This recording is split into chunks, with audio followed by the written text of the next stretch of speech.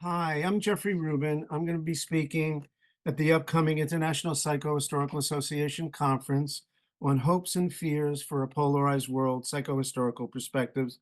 I'll be speaking on evil. There'll be sections on Israel and Palestine, fundamentalism, presidential candidates and campaigns.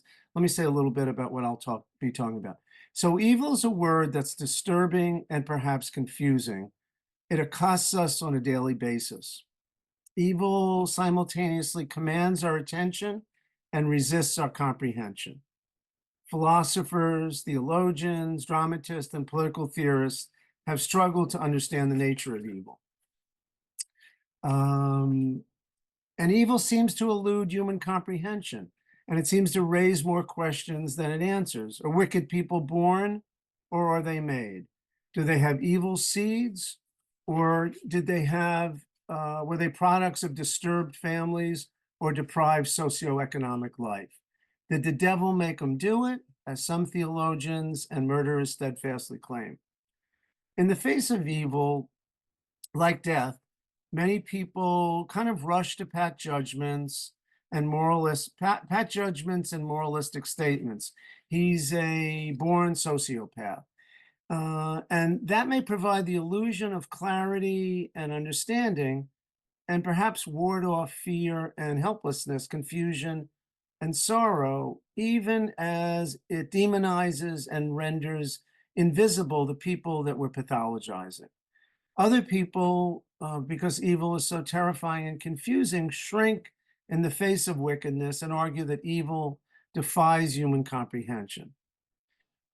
In my talk, what I'm going to argue is that when we actually study the lives of people who have done very, very wicked things, there is an emotional logic, and that logic can be illuminated, and that psychoanalysis has a unique contribution to make to the psychology of evil in at least three ways. It can, the way it listens and the empathic stance in psychoanalysis can illuminate the soil on which evil grows, and psychoanalysis can elucidate the subjectivity of the person committing wicked acts and the links between wickedness and an earlier story of abuse or neglect.